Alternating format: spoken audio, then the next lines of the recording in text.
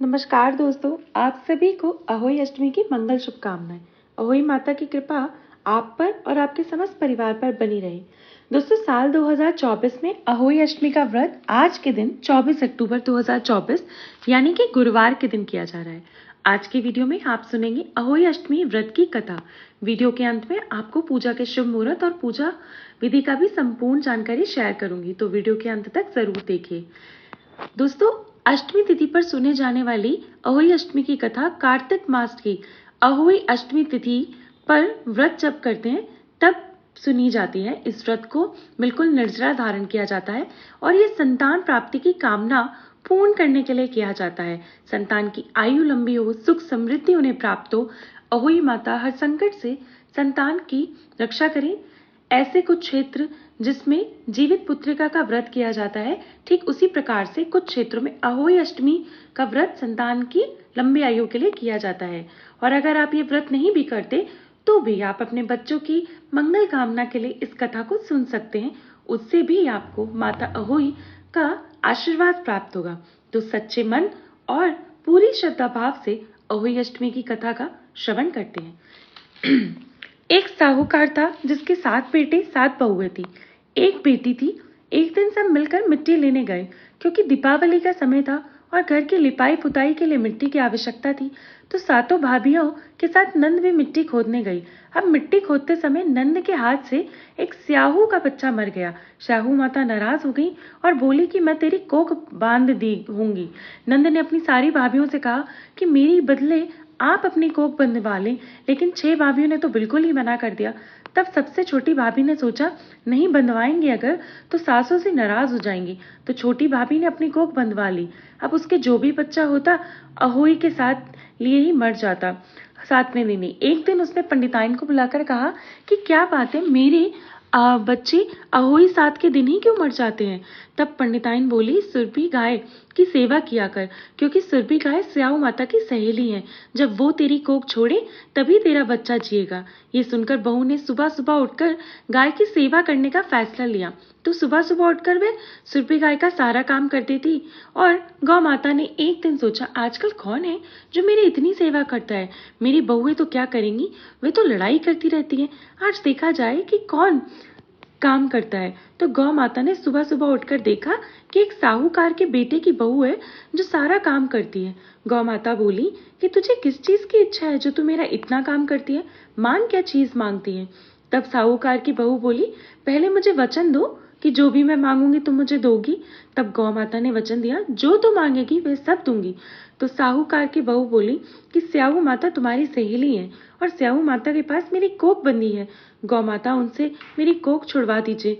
फिर गौ माता ने उसे 7 समंदर पार अपनी सहेली के पास ले जाने लगी। तो रास्ते में धूप बहुत थी, इसलिए वे एक पेड़ के नीचे बैठ गई। थोड़ी देर बाद वहां एक सांप आया। उसी पेड़ पर गरुड़ पंखी का एक बच्चा था जिसे सांप डसने लगा। तो साहूकार की बहू ने सांप को मारकर डाल के नीचे फेंक दिया और बच्चे को बचा लिया। गरुड़ पंखी जब आई तो साहूकार की बहू को चोंच मारने लगी। साहूकार की बहू बोली कि मैंने तुम्हारा बच्चा नहीं मारा, सांप तेरे बच्चे को मार रहा था, मैंने तो तेरे बच्चे को बचाया है। तब गरुड़ पंखी बहुत खुश हुई। उसने बोला, मांग क्या मांगती है। साहूकार की बहू बोली, हमें तो 7 समंदर पार स्याहू माता के पास जाना है, क्योंकि 7 समंदर पार स्याहू माता रहती है, हमें तुम उनके पास पहुंचा दो। तो 2 गरुड़ पंख ने अपनी पीठ पर बैठाकर स्याहू माता जब गौ माता को देखा तो बड़ी प्रसन्न हो गई और उन्होंने बोला, आ बहन, बहुत दिनों बाद आई है। स्याहू माता बोली, मेरे सिर पे बहुत जू हो रही है। तब गौ माता ने कहा, मेरे साथ जो आई है इससे जुएं निकलवा लो। सब साहूकार की बहू ने स्याहू माता की सारी जुएं निकाल दी। स्याहू माता बोले, तूने तो मेरी बड़ी भलाई की है, तेरे 7-7 बेटे 7-7 बहुएं हों। बहू बोली, मेरा तो एक भी बेटा नहीं, 7 बेटे कहाँ से होंगे। स्याहू माता बोली, क्यों नहीं होंगे। तब साहूकार की बहू बोली, मुझे वचन दो कि मेरे 7 बेटे होंगे। तब साहू माता बोली, वचन वचन वचन।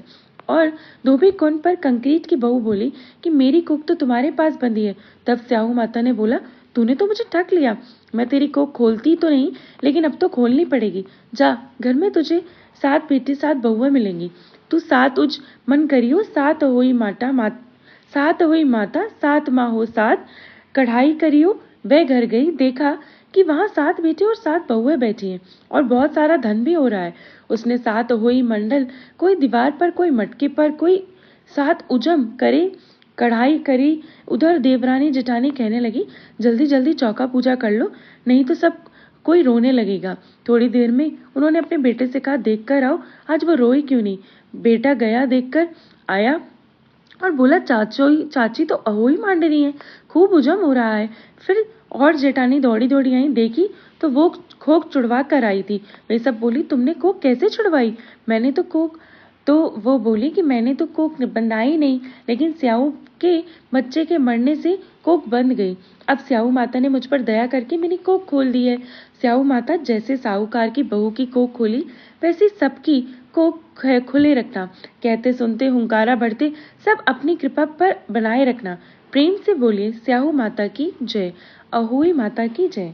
अब आप जान लें कि अष्टमी तिथि का प्रारंभ कब हो रहा है। सूर्योदय कालीन तिथि के अनुसार 24 अक्टूबर को, यानी कि गुरुवार के दिन, जो कि कल है, अहोई अष्टमी का व्रत किया जाएगा। इस दिन पूजा का शुभ मुहूर्त आपको प्राप्त हो रहा है शाम को 5:42 से शाम 6:58 तक। अहोई माता की पूजा की कुल अवधि आपको प्राप्त हो रही है 1 घंटा 17 मिनट की। अहोई अष्टमी का जो व्रत है, तारों के दर्शन करके अर्घ देकर व्रत खोला जाता है। तो तारों को देखने का समय शाम को 6:06 पर है। कई स्थानों पर चंद्रमा के दर्शन करने के बाद भी व्रत लोग खोलते हैं और ज्यादातर स्थानों पर तारों को देखकर जो है व्रत खोला जाता है। चंद्रोदय का समय रात्रि में 11:55 पर रहेगा। दोस्तों, अहोई अष्टमी जो अहोई माता को माता पार्वती का रूप माना जाता है। ऐसा कहा जाता है अहोई माता की जब हम पूजा करते हैं तो वह हमारी संतान की लंबी आयु का कामना हमसे पूर्ण करती हैं और हर प्रकार के संकट से उनकी रक्षा करती हैं। इनकी पूजा करने से महिलाओं की कुंडली में कई प्रकार के दुर्रे होते हैं, जैसे कि बंध्या योग या फिर गर्भपात इत्यादि हो जाता है। तो संतान की असमय मृत्यु, अकाल मृत्यु का योग अगर होता है या फिर दुष्ट संतान योग होता है, तो इस प्रकार के सभी कुयोगों से, दुर्योगों से मुक्ति दिलाती है अहोई माता।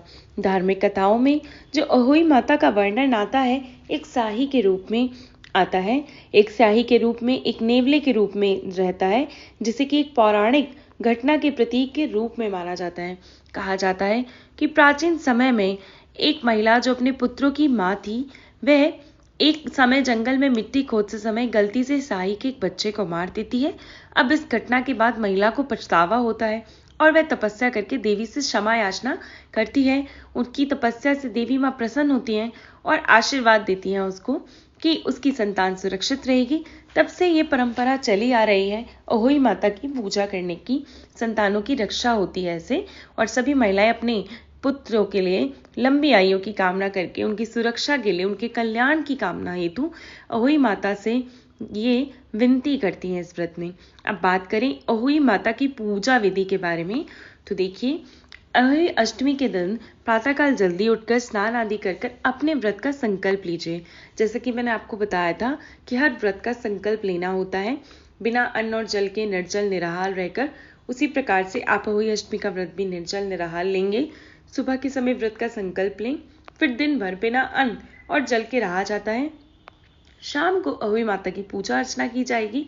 तो एक चौकी पर लाल कपड़ा बिछाकर या फिर पीला कपड़ा बिछाकर अहोई माता की आप चित्र या फिर मूर्ति स्थापित कर सकते हैं।